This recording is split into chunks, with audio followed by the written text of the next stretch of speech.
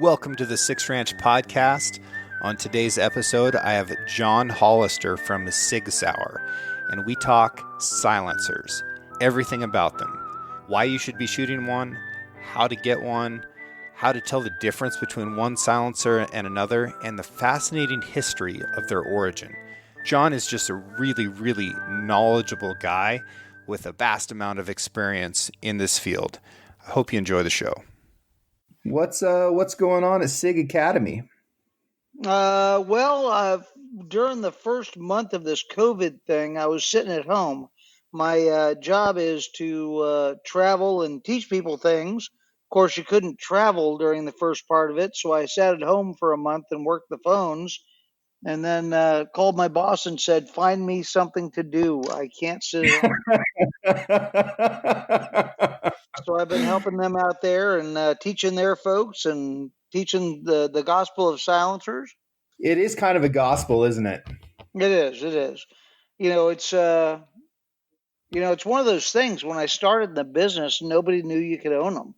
And through educational efforts, more and more people now, almost everybody knows you can own them, but they think it's a hard process to do it. And, and this is probably fodder for the talk, but between 1934 and 2010, there were only 285,000 silencers in existence in the commercial market. And since 2010, which was not that long ago, we've added another 1.75 million.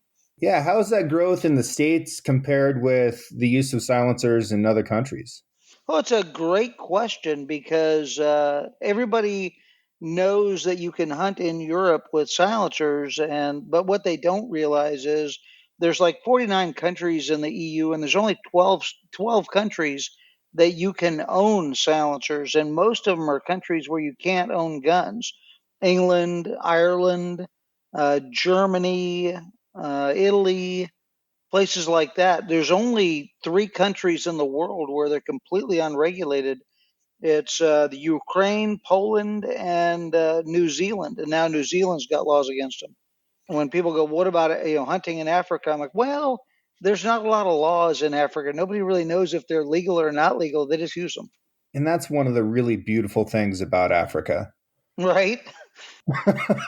Absolutely not kidding. Yeah, no, it's an amazing thing. It's amazing to me that they're considered a firearm here, and that they're listed in the NFA. Like, that's nuts. And we can touch on some of the history of that, but yeah, it is kind of crazy. Well, let's get into it. Sure. So, where did you start out with silencers? Where did you get into that? And is silencer the right thing to call them?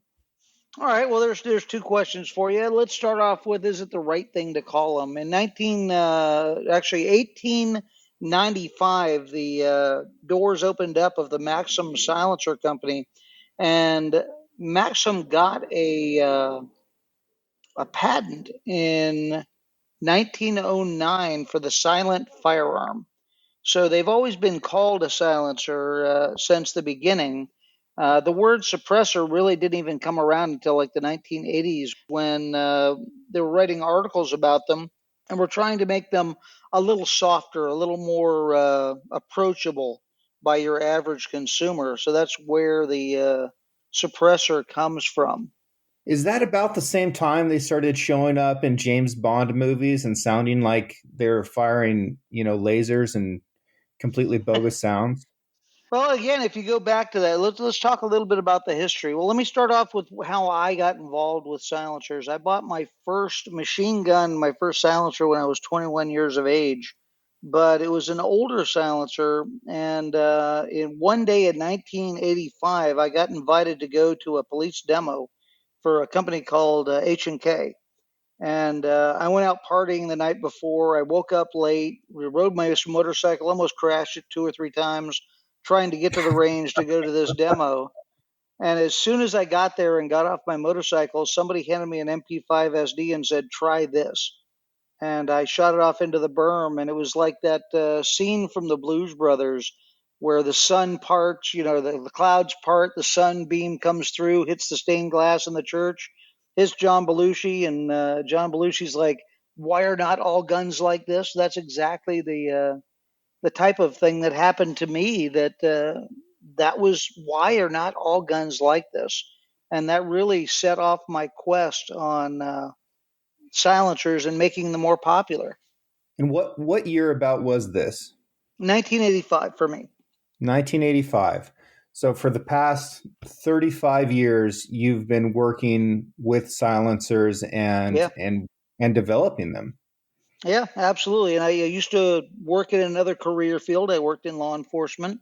Of course, was the firearms instructor and the all things that go bang or pew guy for an agency, and started working for a knife company of all things, which led to as a part-time job. And that led working to a company called Advanced Armament Corporation, which is a silencer company, and even developing a product called 300 Blackout. Which was born for the suppressor silencer, right? It was. It all started with a military group, one of our customers, that was looking at another product that was out there that they just could not get to work right. And they really, really wanted a certain product. And they wanted a M4 that could be quiet. It would be as quiet as that MP5 SD that changed it all for me. That was no heavier than an MP5 SD, no bigger than an MP5 SD, but still have as much of a punch as an M4. And they didn't want it to be outclassed and the bad guys to have a gun in the AK-47 that would be effective at a longer distance. So we got a bunch of parameters for 300 Blackout, and we knocked it out of the park. And 300 Blackout is extremely popular today. Yeah, it's got to be in the top 10 of all ammunition sales, right? I just know that when I'm in gun stores, and I sell a lot of Blackout. Yeah. Well, it's a really fun gun to shoot. I've hunted with it for white-tailed does a little bit and been very surprised at its efficacy with those big subsonic bullets. I undersold it to myself for sure. Yeah, and everybody, it's like a what's the word I'm looking at? It's like something they see in front of them, and everybody sees what they want to see in it. Some people want to see the supersonic ability. Some people want to see the subsonic ability. Some people want to replace 5.56. It has so many different angles to it, and the more you look at it, the more you learn about it. Well, I have quite a few people that listen to this podcast that aren't actually gun folks, and sometimes they can get a little bit bogged down by the numbers that are really commonplace to us. Yeah. So I want to spend just a second talking about what a 300 Blackout is, and you're probably the best person to describe it in the simplest terms that you can to a non-shooter. Sure. So to a non-shooter, it's a little bit harder, but when I talk to folks that do know about firearms, and typically when we're talking about hunting, the real thing that switches it on for them, I'll talk about a Remington 870. And I said, "Yeah, own a Remington 870 or a Mossberg 500?" And they go, "Yeah." And I go, "It's a pump shotgun." And they go, "Absolutely." And I go, "Okay, well, if you're going to be going after dove, you would use birdshot." And they go, "Yeah." And I said, "If you're going to use, say, hunt hogs in heavy brush, you may use buckshot." And they said, "Yeah, absolutely." I said, "If you're going to use your shotgun to hunt a deer, you may throw a slug into the shotgun." And they go, "Absolutely." And I go, "Okay, so what you're telling me is you have one firearm that just by changing the ammunition, you can change the capability of the firearm." And like you see this bulb go off over their head, and they're like, "Oh my God." And I said, "Exactly. So I can shoot subsonic ammunition. I can be very quiet, but I can hit very hard with it. Or I can go with supersonic. And by using supersonic, I can have a round that basically gives me 23 to 50% more energy than 5.56, depending on the barrel length that I'm working with, and hit much harder than 5.56, and but uses the exact same magazines, uses every part in the gun in an AR-15 type rifle. It's just a different barrel." And now we've got to get into the physics of this a little bit, which is fascinating to me. But there's an interesting thing that occurs when a projectile breaks the sound barrier. Can you Right. get into that a little bit and talk about what subsonic, transonic, supersonic is? Sure. So there's really four noises a gun makes when you shoot a firearm. And you're going to have, when I pull the trigger and the hammer hits the firing pin hits a the primer ignites the powder, which expands the gas and basically 800 to 900 times its dry volume as powder, and it pushes that bullet down the barrel, which is the path of least resistance for that bullet. And it's going to breach that, and it's going to go down range. Now, I'm going to get the combustion noises of that occurring as the bullet breaches the barrel. We're going to have the bullet moving through the air. If it's going over that 1,050 feet per second rule of thumb, there's going to be a sonic crack. If you think about a jet aircraft, as we've all seen videos of it passing a ship, and you see the little cloud go around it, and you hear the big boom as that plane goes by the ship. Then you've got the bullet that is impacting the target in the berm. You've got the action noise of the gun. If I'm shooting a semi-automatic gun, I'm going to have the bolt moving to the rear and loading in the next cartridge. If I've got a bolt gun, it may be just the firing pin hitting the primer, the amount of noise that gun makes. But if I have a silencer on that gun, I'm going to hear the noise the gun makes. I'm going to hear that bullet moving through the air. If it's going over that 1,050 feet per second, the speed of sound, I'm going to hear that bullet hit the target, hit the backstop. And if I have the silencer on there, what the silencer does is it quiets down the combustion noises, that expanding gas that is escaping after the bullet breaches the barrel. And typically it's still burning a little bit, and that voluminous gas entering into the atmosphere. So by using that, I hear all those other sounds, and I can even start tailoring it. Like if I use a bolt gun or a pump action gun that has not a lot of action noise when I'm shooting it, I'm going to cut down on the amount of sound that it makes. Does that make sense? Absolutely. So when we're talking about this 300 blackout, which we can put a larger, heavier bullet in that goes more slowly. So this bullet is exiting the barrel at less than 1,050 feet per second.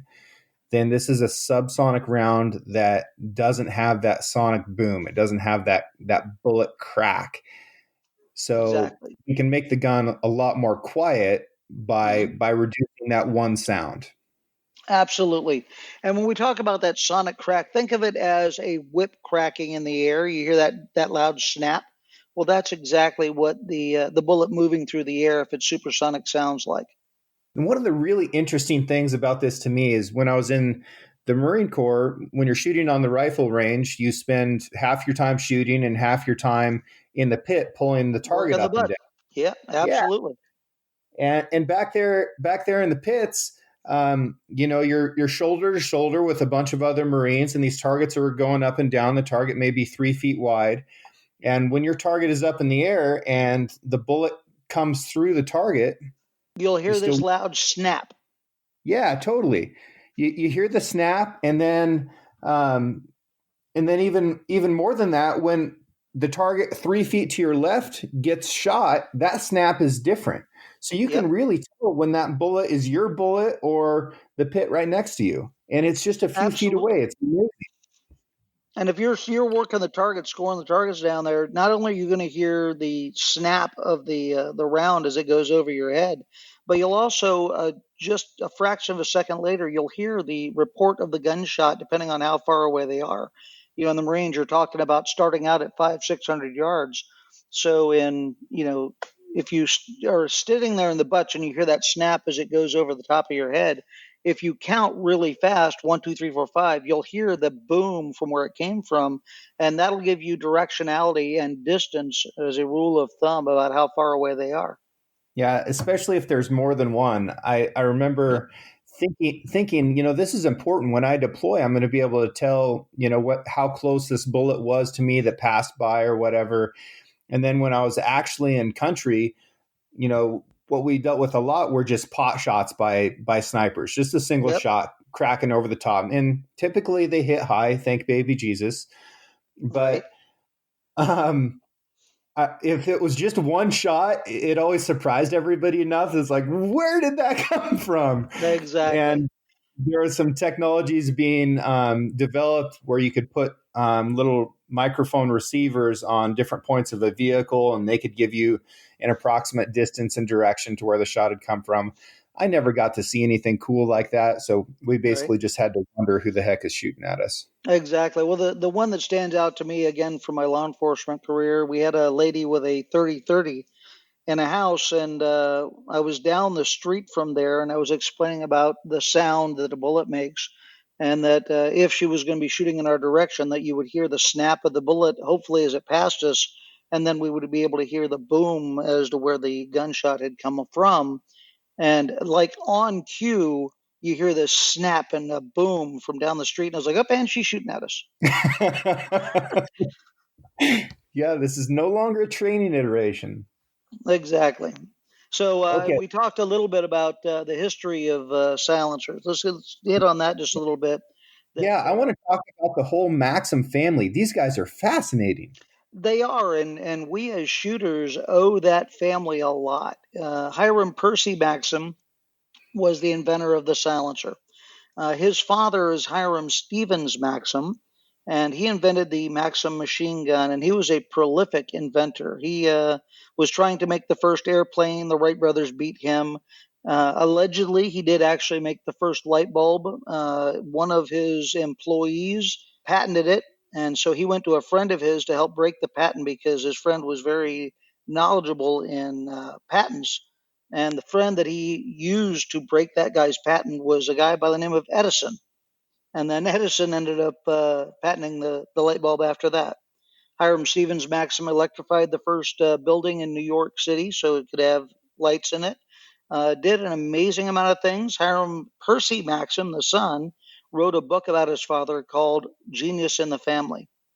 And Hiram Stevens Maxim's brother was Hudson Maxim, and he's the inventor of smokeless gunpowder. And also a very, very interesting guy. He wrote books on penmanship. He wrote books on poetry. He wrote books on modern atheism at the end of the 19th century. Like, this guy was over the top. Was brilliant, and like I said, they were in the golden age of inventors. That was a family of inventors. Not kidding. And in 1909, Hiram Percy Maxim got his patent for the silent firearm. Moved forward, he ended up as the godfather of amateur radio here in the United States. When the Great Depression happened, he actually went to work for a company called the Pope Automobile Company and invented the car muffler. So the silencer actually came before the car muffler. It was the same kind of technology, and they both have the same father. And there are places in the world where mufflers are called silencers. Exactly, or silencers are called mufflers. Yeah, absolutely, moderators. And think of it this way: that if Hiram Percy Maxim had not invented the automobile muffler, what would it sound like today outside? Oh, it'd be terrible. It would be like your first car probably had a hole in the muffler, and sounded like hell, but all your friends really liked it. Yeah. Let's fast forward a little bit and go to the 1920s, 1930s, and we had a lot of crime going on, and we had Machine Gun Kelly, Pretty Boy Floyd, the Bonnie and Clyde, and law enforcement back then was doing the "we're outgunned, we need help," we'd need laws to enable us to be technologically ahead of the bad guys. And the National Firearms Act came about in 1934. And when we look back at the history of the National Firearms Act, they were trying to get rid of short-barreled rifles, short-barreled shotguns, items like that. But because of prohibition, which happened in 1922, the Supreme Court had ruled that you can't just take a product that is legal for a consumer to own on Tuesday and then make it illegal on Wednesday. So that's what happened to prohibition. So when prohibition went away, they said you can't just make guns illegal, but what you can do is tax them, like putting a tax on a bourbon or on cigarettes. but that tax has to be anchored in something to do with it. You can't charge $1 million for the tax for a bottle of alcohol, but you can charge 100% of the most expensive of them out there. So in 1934, when they did the National Firearms Act and taxed this product, the most expensive of the items that were done by the National Firearms Act was the Thompson submachine gun. And in 1934, a Thompson submachine gun cost $200. And that's where it comes from. Now, silencers were not originally on the National Firearms Act.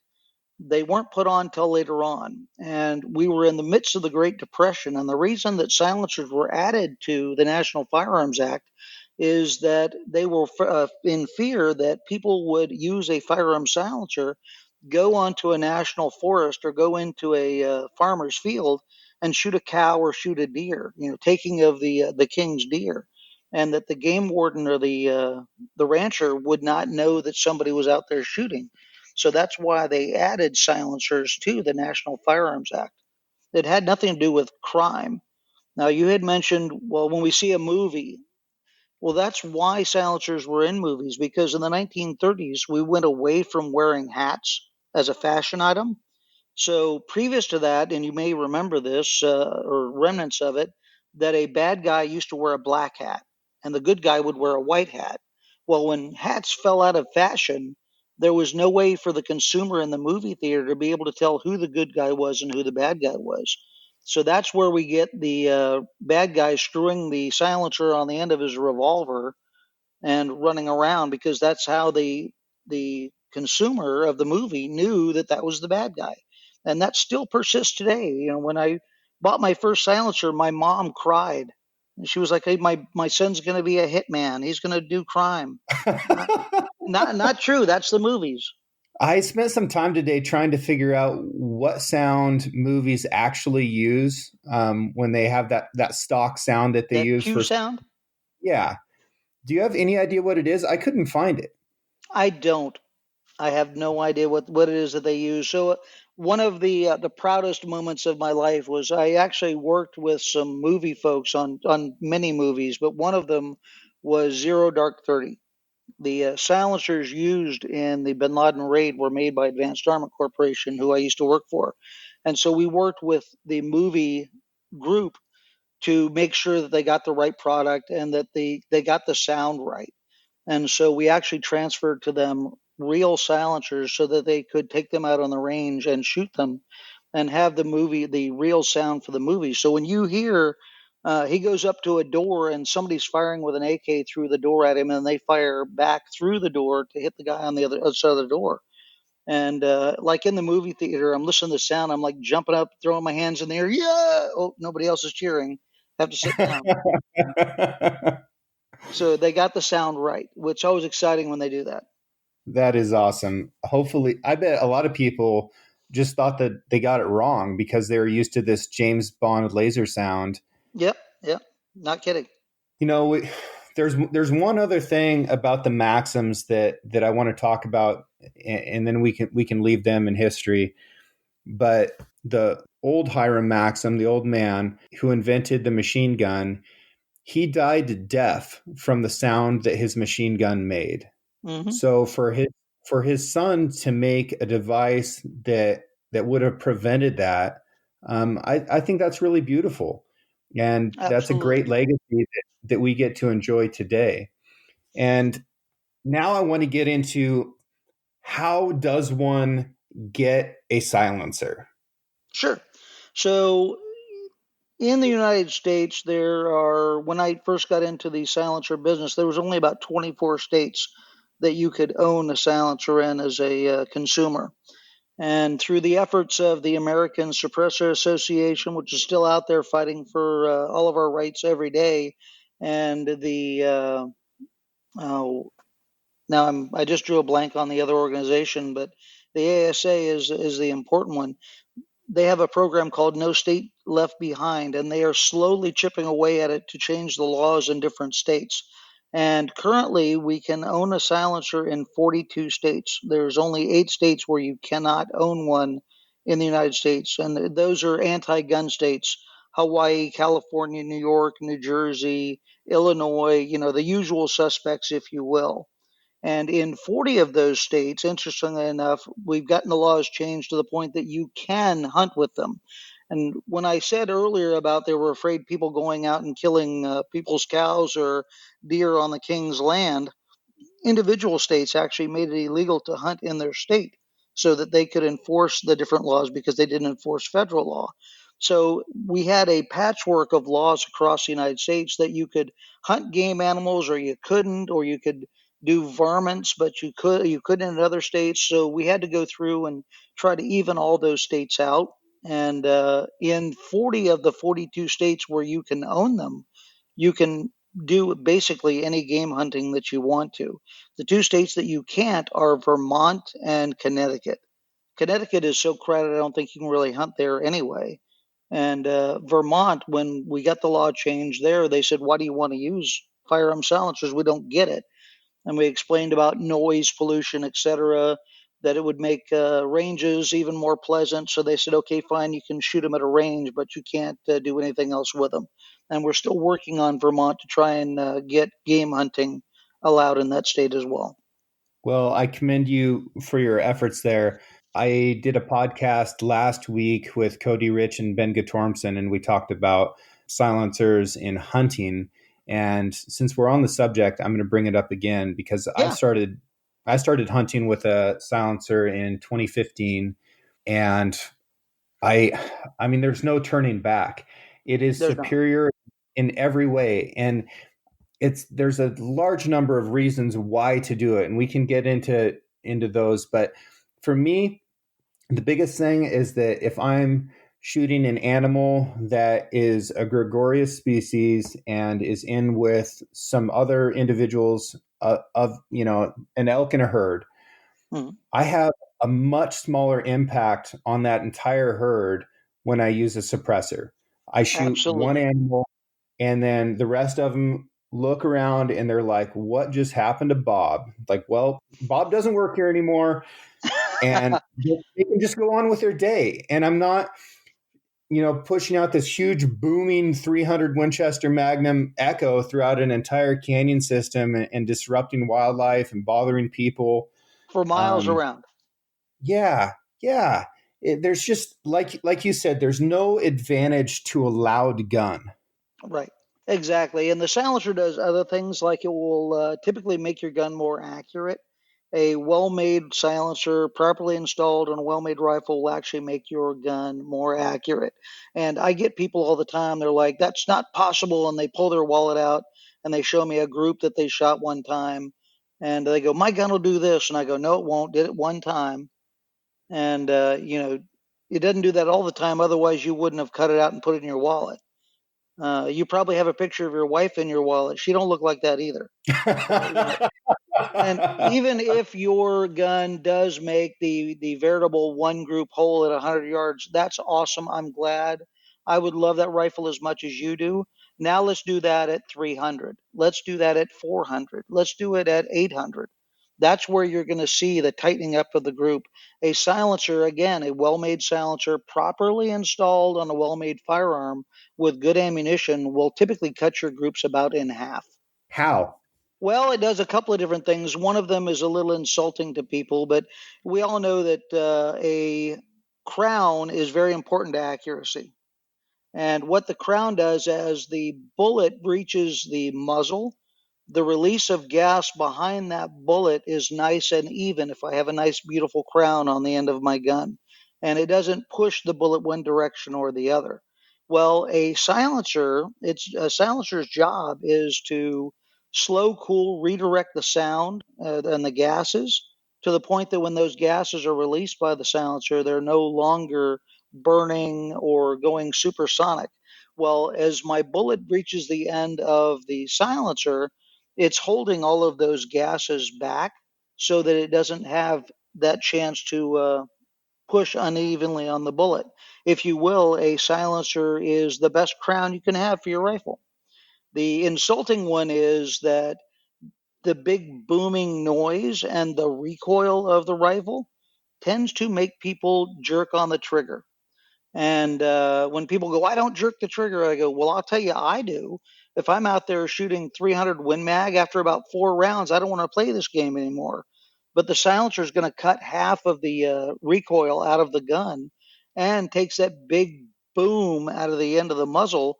As it turns out, in millions of years of evolution, having an explosion go off right in front of your face and somebody kick you in the shoulder makes you flinch. Yeah, I flinched like crazy, and I was really insecure about it for a long time. There's periods of my life where it had gotten worse, gotten better. I felt like I got to spend a month hunting in Africa a few years ago, and I was shooting a fairly lightweight Seiko 375 H&H, and I shot a lot, and it kicked the snot out of me. But I Yep. was so excited, and it was a lot of dangerous game. It was a lot of high pressure situations, and I wasn't aware until I got home what a horrible flinch I had developed. And I was talking with Daniel Horner about it last fall. And, I'm at a phase of my life right now where I feel like it's mostly under control. I'm shooting accurately enough for the girls I go out with. But Daniel said, look, everybody flinches. Do you flinch Right. before the shot or after the shot? That's what you can try to manage. Yep. Absolutely. And the And silencer it's will help you. Again, as I said, it'll cut out about half of the recoil of your rifle and takes away the big boom. So there's not as much reason to flinch when you do that. Yeah, if I have a client show up with the silencer on, I am so happy, so happy. Right. One, it Absolutely. shows me that they're invested in the skill and they're invested in their equipment. But two, I'm going to be able to continue looking through my binoculars as they shoot and give them accurate feedback as to what just happened. If they show up with a muzzle brake, on the other hand, the exact opposite has occurred. I can be 50 yards behind them and still probably flinch from the concussion coming off that gun. Exactly. And, if I'm out shooting at distance and let's say I'm using my 308 rifle, as I'm looking through my scope and I fire the round off, the muzzle is going to jump off the table. It's on the bipods, on the bipod legs spring off the table. And I can't watch my own trace. But if I have the silencer on there and the silencer is reducing the amount of recoil and also the amount of noise and everything else, I can watch my own trace back down to the target. That's so valuable. And trace is sort of a magical thing to watch, as that It air is gets displaced and changes temperature by the bullet passing by it. It creates this little wormhole, this little a distorted boil. path of bullet traveling. Yeah, and it's beautiful.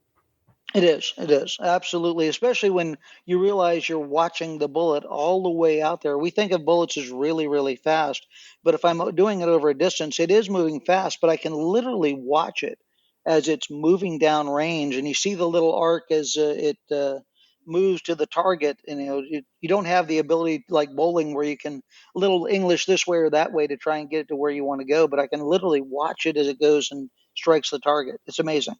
And you can watch all those little nuances of wind coming from left and right and figure out exactly what that bullet has to go through just to get to target. I'm amazed by things like that. Absolutely. Well, But let's if get I've got into my silencer, I can watch it myself, watch my own.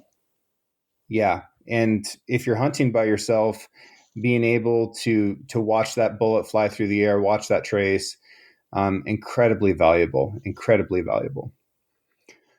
Let's get into what the silencer actually is, and to the extent that we can talk about the construction of it and what's occurring after the bullet and those gases leave the crown, leave the end of the barrel, and enter into that silencer. You're dealing with turbulence, which is one of the greatest mysteries left in physics. It really is. So, I've got fluid dynamics as it's moving through there, but it doesn't make the gas go away.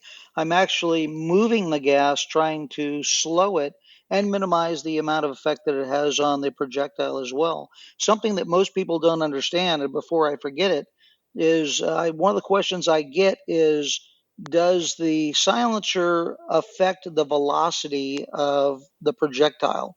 And what I tell Yeah, people is, that's one that people it get wrong all the time, isn't it? they get it 100% wrong. Matter of fact, it's 180 degrees because everybody assumes that the silencer is going to slow the bullet down when it doesn't.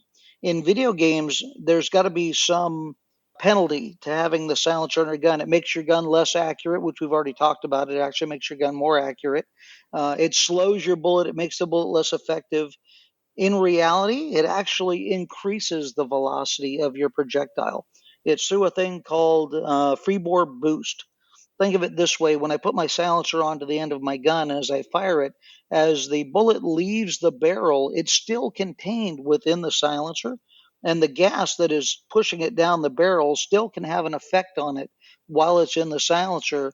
So it's going to increase the velocity of that projectile slightly. It's not going to be, I'm not going to get 200 extra feet per second. It'll typically be within the standard deviation of the rounds, but it'll be on the higher side. The point is that it does not slow the bullet down, and it does not make the projectile less effective in any way, shape, or form. And basically, this is a tube with baffles on the inside of it that are typically shaped like cones, with the cones facing towards the shooter. Is that accurate?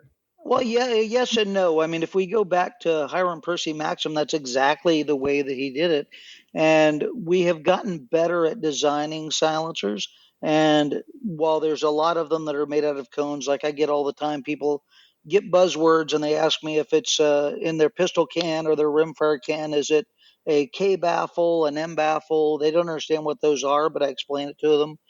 When it comes to the design of them, we're now moving at SIG, moving from using cone baffles, like you described, into using a system where we're actually going to be printing the silencers completely out of a three-dimensional printer. And by using that three-dimensional printer, it alleviates us from the past.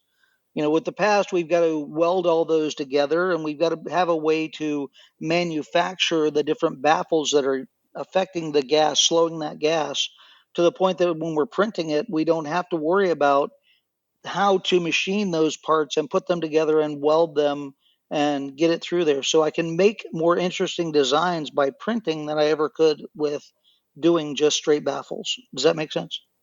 It does. So with these SIG Sauer cans that you're designing with a printer, you're probably able to get a quieter experience with less material.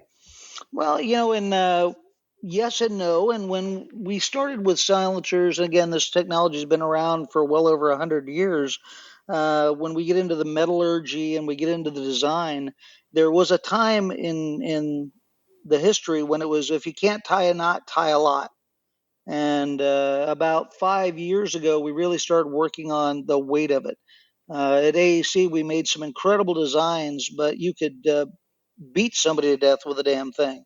They were incredibly heavy compared to what we're doing today. And back then, I didn't think much of it, that, well, that's the way they are. But by using different materials, Inconel and titanium, we can lower the weight of the overall unit. Same thing if we're not having to weld all the parts together. Again, we can tie a knot a lot more efficiently than just retying the same knot over and over again. Are these things ever going to wear out? Well, as a general rule of thumb, what I tell people is if you've got a titanium silencer, it'll last you basically about at least a barrel life. And this is a rule of thumb, like when I talk to people about 338 Lapua. What's the barrel life of your 338 Lapua rifle?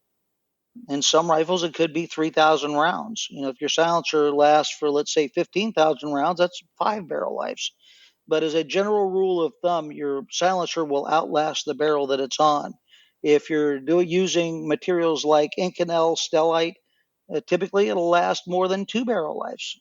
Amazing. And that's something that most people, will never shoot out a barrel in their lives. No, never. And when we talk about an AR-15 type rifle, which is the most common to put your silencer on there, your barrel life in that is going to be in the area of 13,000 rounds. And when we talk about barrel life, I'm always very cautious about talking about barrel life, because barrel life depends on a lot of things: the velocity of your projectile, the speed with which you shoot it. The faster you shoot it, the more wear there is.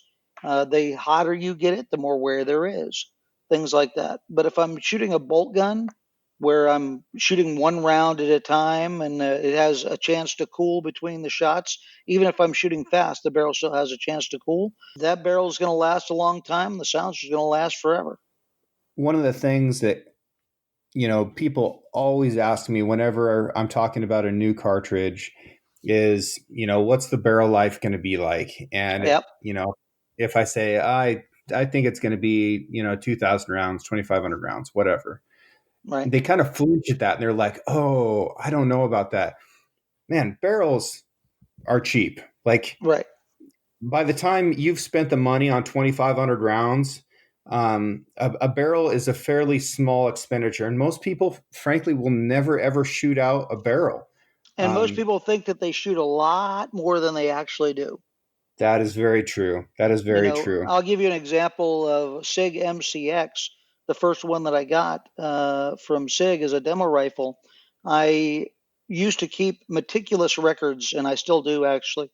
And that one rifle, I shot mostly about 98% of the ammo that I shot through it was subsonic. And you cannot wear out a barrel with subsonic ammunition and 300 blackout. I turned that gun and that silencer in because we came out with the Virtus, which is a newer version.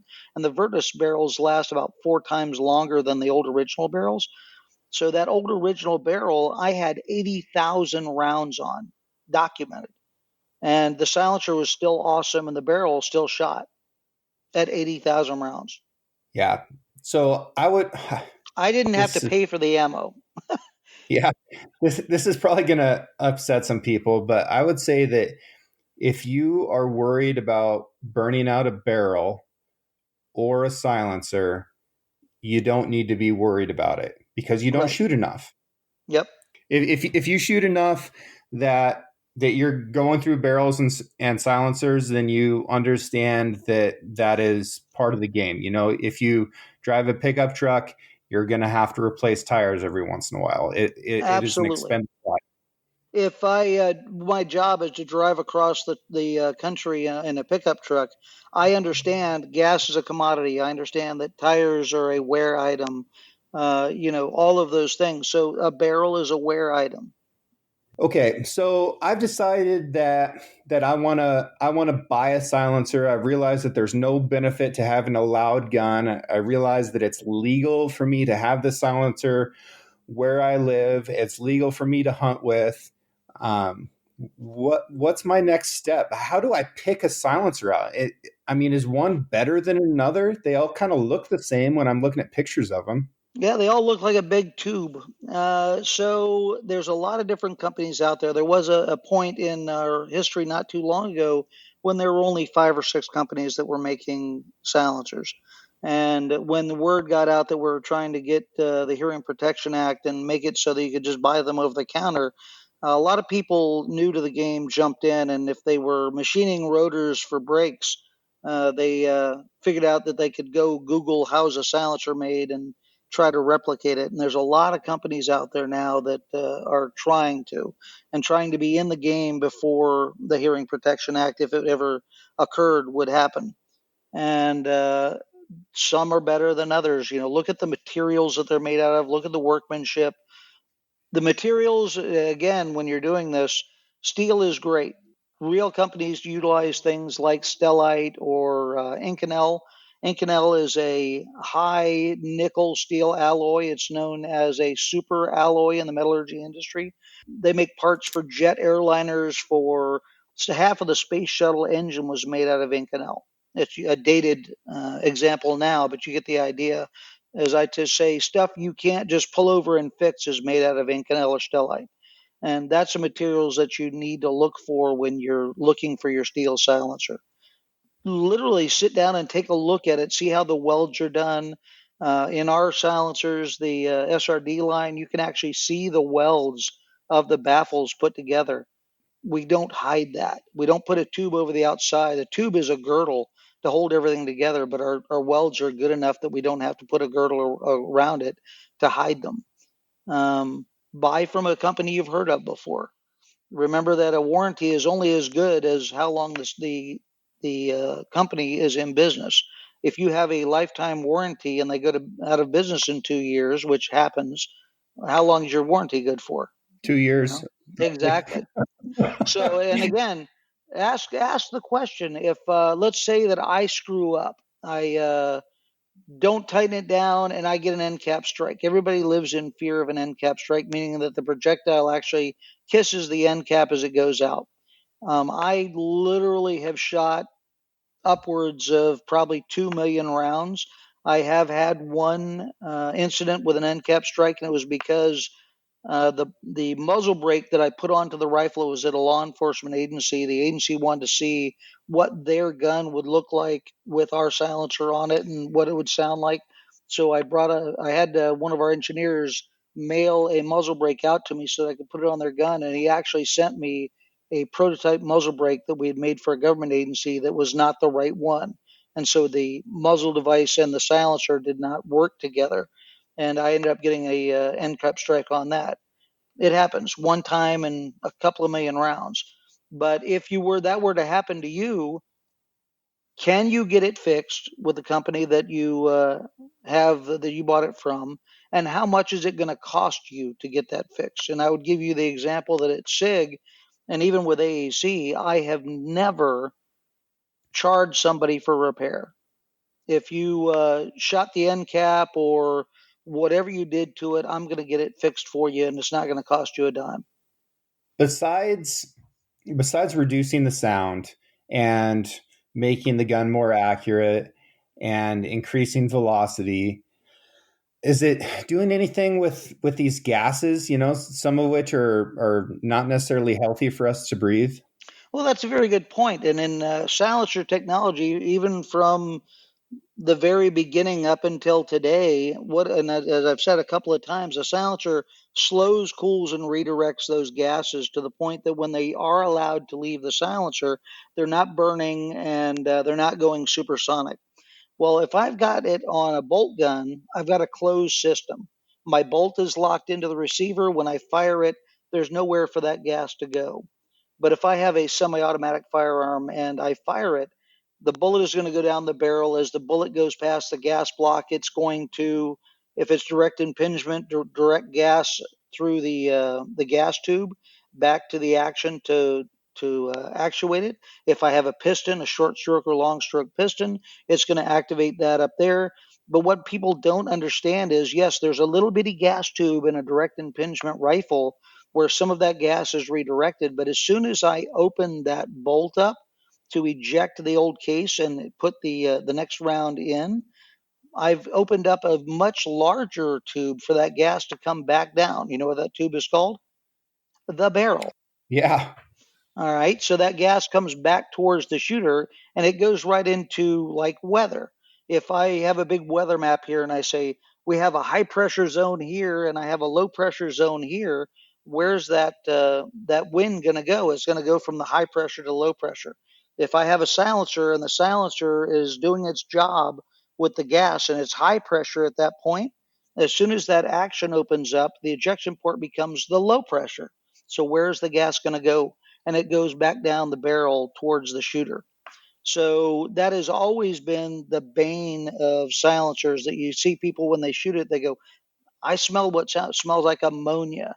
Well, that is gas that you're being exposed to. We won a contract at SIG called Surge, which was Suppressed Upper Receiver Group. That is a all the time silenced rifle for the military. And in addition to many things that they wanted with that, the most prevalent in the RFP was that the silencer is going to get upwards of 900 to 950 degrees in the test that they were doing, but they wanted it so that you could touch the silencer, or if it touched your pants or something like that, you wouldn't get a thermal injury or burn your pants or set your pants on fire. So they wanted the silencer on the exterior to be no more than 160 degrees, and we did that. After we won that contract, they said, okay, we're also concerned about these toxic fumes that the shooters are being exposed to. So we want you to come up with a way that not only do we get the thermal protection that you did before, but we also want you to lower the amount of toxic fumes back to the consumer, the shooter of the rifle. So we had to scratch our head and figure out a way to do that. And we had to figure out a way to really measure all of that. So we literally made a coffin, a polymer coffin that we put the rifle into, and the muzzle sticks out of one end. And when you fire the rifle off, there are environmental readers inside of that box, and they read what's going on in the atmosphere inside there with the rifle. And what we found was in an M4 rifle, we're getting about 125 parts per million of these toxic fumes. And there's mercury in there. There's all sorts of the bad stuff that, smoking's not good for you, and smelling all this stuff coming back from your rifle is not good for you either. But when you put a silencer onto it, it's going to increase the amount of gas because it's slowing, cooling, redirecting those gases. And we open that big tube we call a barrel, and so it forces some of that gas back down the barrel and exposes the shooter to that.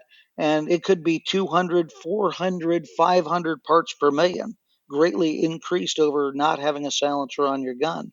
And in the design that we've done in the SLX series, it actually reduces the amount of gas back to the shooter. Remember, I said that an M4 is 125 parts per million.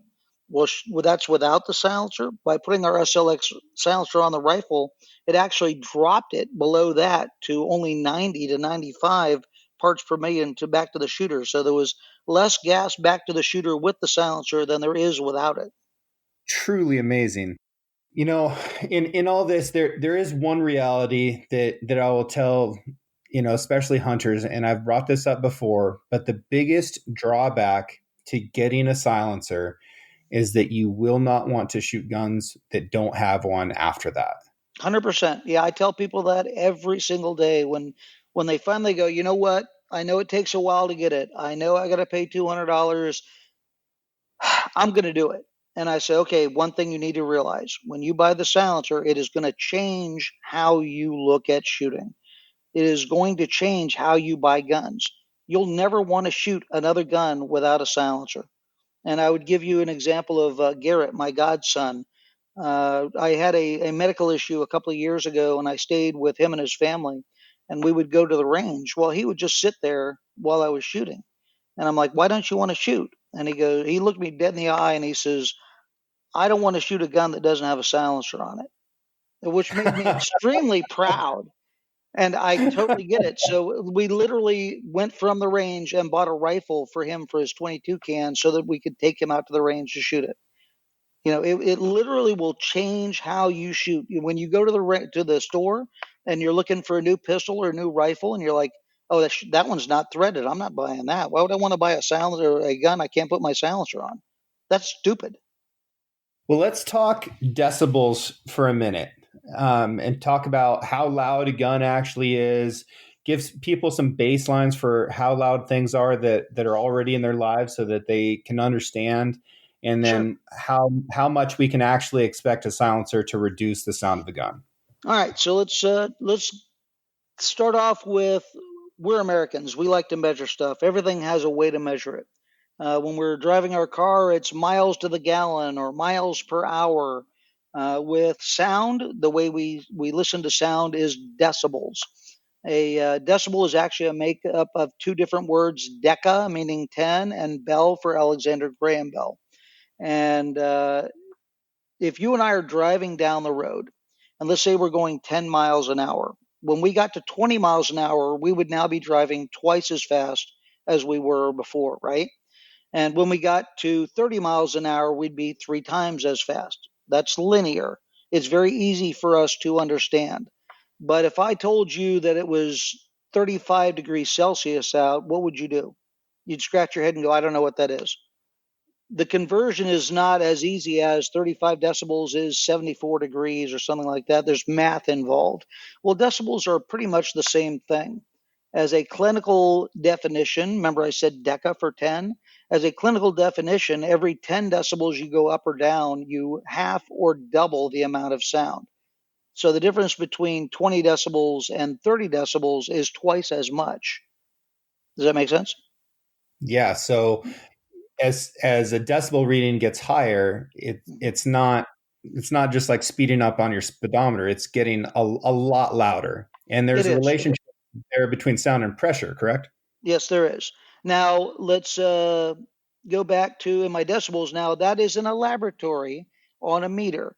But as a human being, we actually hear, as a rule of thumb, the difference between one sound and another sound about the doubling at about 3 decibels. So if I'm looking in the catalog and I see that one silencer is 125 decibels, let's just say, and that another one's 128, those two numbers are very close to each other. But in reality, I'm hearing a sound that is twice as much or half as much. To give you an example, a practical example, if I'm shooting a 16-inch AR and with 5.56 ammo, 223 ammo, that's going to be about 165 decibels. Pretty easy. If I do a 10-inch barrel, instead of 165, it's roughly 168 decibels. So at 168 decibels, that sound is roughly twice the sound of the first rifle. So when you're putting a silencer onto a rifle, our biggest goal is to get you down below 140. So why 140? OSHA in 29 CFR, yada, yada, yada, says that it's how they measure sound. They measure sound between about 80 decibels up to 140 decibels. At 80 decibels, you can be exposed to that amount of sound for about 8 hours. All right. If Okay. you are exposed to 140 decibels, you can be exposed to that without doing damage to your hearing in the impact or impulse range.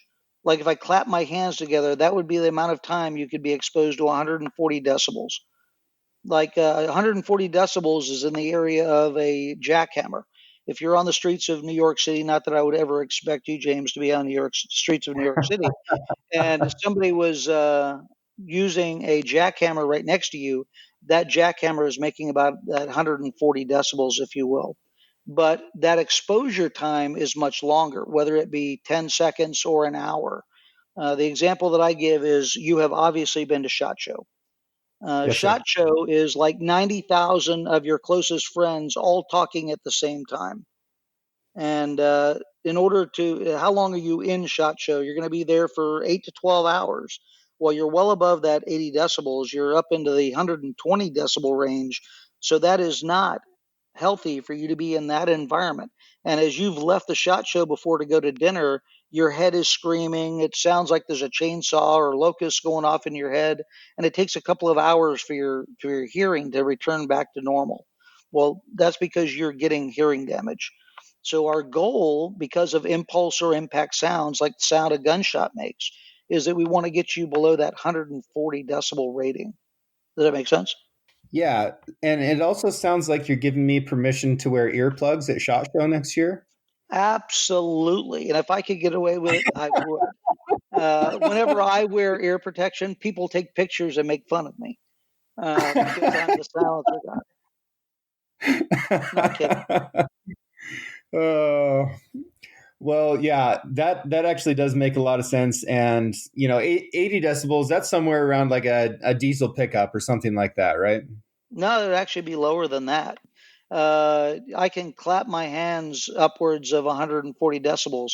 Another example of 140 decibels, and please don't do this. Well, I listened to John. He said 140 decibels was hearing safe. But if you're shooting a bolt action 22 rifle with subsonic ammunition without a silencer on it, you're still going to get that big boom.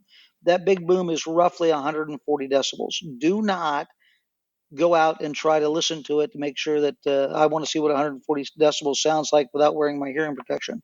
The lawyers at SIG make me say, don't do that. Okay. But we want to get lower than that. And remember, we talked about that sonic crack as the bullet moves through the air.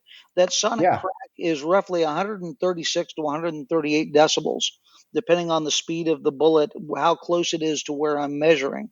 So if I'm shooting 5.56 with supersonic ammunition, the bullet moving through the air is going to be in the 136-ish decibel range.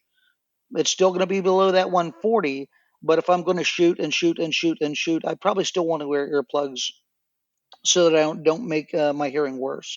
I, as an example, have very bad hearing. I can't give you a number off the top of my head where I have damage to, say, the 135 decibel range, but I have a much slower reaction to a loud sound than you would be because you've been protective of your hearing your entire life.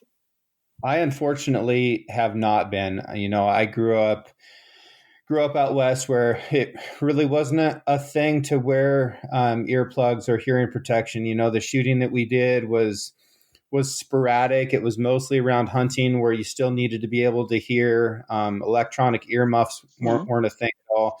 So I did a lot of shooting as a young man and as a kid that was unprotected, and I caused permanent damage to my hearing. And then as a tank officer in the Marine Corps, I was around a pretty big gun, 120 pretty millimeter. big gun. Not yeah, kidding. 100. Yeah. And we just had these old helmets that had been handed down to us from the Army, probably when they were done with them in World War I or whatever. Right. And they didn't help that much either. So I'm really grateful for things like silencers now, and I'm much more protective of the hearing that I have left because I want to be able to hear things for the rest of my life. Well, two things on that is, again, I talk to people every single day, and I had a guy today talking about a video I did on YouTube called Myths, and Mythbusters for silencers and sound things that you hear from people that are absolutely wrong, like are the silencers going to slow your bullet down? Well, one of the ones that I hear all the time has to do with hunters. And it is, well, I don't want a silencer because I'm only going to take one or two shots. And, I get very excited when I see the deer, and it's going to give me protection in my hearing from shooting the rifle. No, that's not true. You're still going to be doing damage to your hearing. If I was on the roof of my house and my house is 2 stories and I'm replacing tiles on my roof and I slip and I slide off of my roof, I'm going to have time to realize I'm going to hit the ground. It's 25 feet below me. And that adrenaline that I'm going to feel is not going to protect me when I hit the concrete down below, is it? Well, the same No, thing sir. with your hearing. So you're still doing damage to your hearing, even though you're only going to take one shot and you're very excited.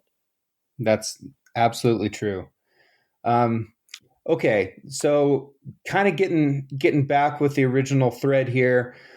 We've learned about silencers and what they do. We've learned how to weigh one versus another, and we've picked one out. Now it's time for some pictures and some fingerprints and some documents. But I don't even really know where to go. How do I find a place to go buy one to start this process? Excellent question. So, in order for a dealer to sell you a firearm, they have to have a thing called a federal firearms license, an FFL. Additionally, if they want to sell NFA items, like if it's legal in your state, machine guns, short-barreled rifles, short-barreled shotguns, and silencers, they have to additionally pay a tax. It's called a special occupational tax. And in the business, we refer to that as an SOT. So they've got to have an FFL and an SOT. Once they have those things and it's legal in your state, they can sell you that silencer. If you go to a gun store and they have machine gun rentals or they have short-barreled rifles, they have silencers, they can sell them to you. You can go on to Sig Sauer's website, sigsauer.com, and there's a dealer locator. There's information on there on who has an SOT because we do sell silencers. If you go to silencershop.com, that's pretty much every single dealer they have listed in their dealer locator is going to have an SOT. You're going to go to a dealer with an SOT and say, I want to buy that SRD 762 tie, which is a 300 Win Mag can, which is amazing on 300 blackout. And you're going to fill out some paperwork. It's called a Form 4. The Form 4 is like a mini version of a 4473. Whenever you go to the store and buy a rifle or a pistol, you're going to fill out that 4473. Same thing. You're going to do your $200 tax. Now, one of those things, because I hear $250, $500, $1,006, it's $200, and it's on every silencer that you buy. It's like buying a good bottle of bourbon. you pay the tax on the good bottle of bourbon every time you buy one. Same thing with that silencer because of the NFA, that 1934 Act. You have to pay your $200. It's one time, lifetime per silencer, and you're going to be good to go. When you're doing it, you're going to need fingerprints and pictures. In the old days, we used to have to go to our chiefs of police and say, I need you to fingerprint me so that I can buy a silencer. What? And there's a system for that. Pictures, passport pictures. I had a guy one time said, well, I cut my passport picture off of my passport, but I only got one. No, you just need go down to Walgreens, go down to CVS, get yourself your picture taken for a passport, and that's the ones that you need. You're going to send all of that in to the ATF. They're going to do a background check. That background check is really no more intrusive than if you got pulled over for speeding and the nice officer went to check to make sure that you weren't a felon and you weren't wanted. And one of those things, those myths I get all the time is, well, if you are approved, if the background check goes through, all they're looking for is to see make sure that you're able to buy a firearm. You're not a prohibited person. That background check is not based on your credit score. It doesn't matter if you defaulted on a loan. It doesn't matter if you were arrested one time for DUI. If you can buy a firearm in the state that you live in and your state allows silencers, you can own a silencer. It's a yes, he can own it. No, he cannot own it. And here's why. It's very simple. You're going to fill out all that paperwork. You're going to send it in. Time is going to pass. The actual background check probably takes about 20 minutes, but there's about 250,000 forms at ATF in boxes, and you got to wait for your turn to get checked. And once that gets done, they're going to sign off on it. They're going to send it right back to your dealer with a nice green stamp on it. And he's going to call you and say, James, your stamp came back for your silencer. Drive very carefully. Come down here and pick up your silencer. It's going to be like Christmas Day, and you and your silencer are going to live forever. Happy. About a month after you pick up your silencer, you know what you do next? You order another one. Trust me. Yep. I've seen me do it. This sounds a little bit intimidating for people who have never been part of the process, but I assure you folks that if you go down to your SOT and order a silencer, they're going to help you with all this. It's their profession to know 100%. The stuff and to walk you through it. It's really easy. It's really easy. It's less intimidating than renewing your driver's license or the registration on your vehicle. I'll tell you what really sucks in the process is going down to a car dealership and trying to buy a car. This is nowhere near that. It is literally you're just filling out a piece of paperwork, sending off fingerprints and pictures. And at the SIG Pro Shop here in New Hampshire, we actually have a kiosk that you can do all your fingerprints right there. And those kiosks are spread all around the country. If you go to silencershop.com, they've got a dealer locator. And do they have one of these kiosks? You can literally go in and buy your silencer, roll your own fingerprints right there on the machine, take a selfie with your cell phone, and 20 minutes later, walk out, and you're just waiting on your tax stamp to come back and for you and your silencer to live the rest of your life happy. Yeah, not a big deal. I can't encourage people to do this enough. It is going to benefit you. It's going to benefit the people around you. It's going to make you more effective as a shooter and as a hunter. Do it for the children. Yeah, for sure. One thing here's another one I tell people is you've got kids. And let's say that you're going to take your son shooting out at the range, or you're going to take your daughter out to the range and go shooting. You're going to buy the biggest pair of earmuffs you can find for them. And you're going to put these giant earmuffs on them. You're going to put them on the rifle, a little 22, so there's no real recoil. And as you have them shoot this rifle off, they're going to snuggle up to the stock. And what's the stock do? It pushes the earmuffs off their ear. And now they're being exposed to that sound. While you're trying to give them instruction on how to sight through the scope or through the iron sights, because they're wearing these big earmuffs, you feel like you've got to yell at the kid to get them to do things correctly. And that really does not give a positive environment for the child to learn how to shoot. So if you have a silencer on your 22 rifle, you can literally sit on the ground next to them, talking in the same voice that I am right now, explaining what's going to be going on. explaining about sight picture. And as they fire it, it's going to have less sound than a pellet gun.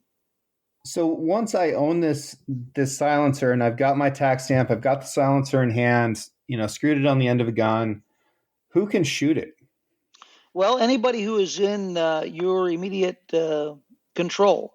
So I could have the kids shoot it. I could take my brother to the range, have him shoot it. Now, if I do it as an individual, it is to me, John Hollister. I can't hand it to my brother and say, here, go to the range with this. If you want to be able to do that, like have a family trust, and you've got all your different family members on that trust, and they could take the silencer to the range independently without you. They just have to have a copy of the trust and a copy of the approved Form 4, and they can do that. Now, the silencer that I hunted with in Colorado last fall, that was a 10 baffle titanium silencer, right? Yeah, I love that, Ken. How much does that thing weigh? The SRD 762 tie-10 for 10 baffle. I do not remember what it weighs, but it is quite literally almost nothing. Yeah, it felt like nothing. It added a minimal amount of weight to the gun. It had a tremendous impact on reducing the sound and the recoil. And with that cross folded up inside my pack, it wasn't cumbersome at all. It was a wonderful experience. Not at all. And the 10 is actually one that we did for hunting. And the idea there was that, is it going to have the same sound reduction as the longer silencer? No, it's not. But it's still going to get the sound down to the point that I'm not doing hearing damage when I fire the gun. And I have to carry it in and carry it out, so I want it to be as light as possible. Yeah, I don't have a huge amount of experience with different types of silencers. I can't say, hey, I've shot them all, this is the best one out there. But I can tell you that's the best that I've ever experienced. And as a hunter, that's a can that I really encourage people to look at. And if you've got that 30 caliber titanium 10 baffle can, you can put that on any rifle that's a smaller caliber and still have a good experience. Well, and remember I talked earlier about if you can't tie, not tie a lot. When you go to take a look at the new SLX and SL8 series of silencers, we're going to be having those coming out in about September. The new titanium direct thread 300 Win Mag can literally, I can't even give you an example of how light the thing is. Every time I hand it to people, you see their mouth hit the floor and they look at me and they go, this isn't real. No, that is literally real. That is a real silencer. And they're like, I can't believe that it doesn't weigh anything. I know. That's because you're a mad scientist and you're a genius and a magician. And I got to say, I had nothing to do with designing the SLX series. That was a couple of our other guys, and they did an amazing job. You're very humble. John, this has been super educational for me, and I hope that it's educational for everybody that's listening. I really appreciate your time. I know you're at work right now, and you took time out of your day to come talk with me. And I'm looking forward to the next time that we get to hang out and we can talk about this stuff some more and in person. Absolutely. And if anybody wants to take a look at the SIG silencers or any of our products, so they can go to sigsauer.com. Just go up to the products tab. You'll see silencers, or if you want to look at pistols, rifles, etc. If you have any questions that you want to send to me, by all means, john.hollister, HOLLISTER, at sigsauer.com. I answer a lot of emails. I'll usually get back to you within a day or two, but I answer every single email I get. You're a good man. Any other closing thoughts? Everybody should have a silencer. If you don't have a silencer, if you're listening to this and you don't own a silencer, you are wasting your life. Run down to your local SOT. Literally, and I literally every weekend when we don't have the coronavirus or murder hornets, I am someplace else in the country to show people silencers and have them shoot them. Come out to an event. If you go to sigsauer.com, if there's an event in your area, a pop-up will come up and say, go to Bob's Gun Shop if you want to try these different products. And I would love to have you shoot some of our silencers, but you don't have to wait for that. Trust me, just run down to your local SOT.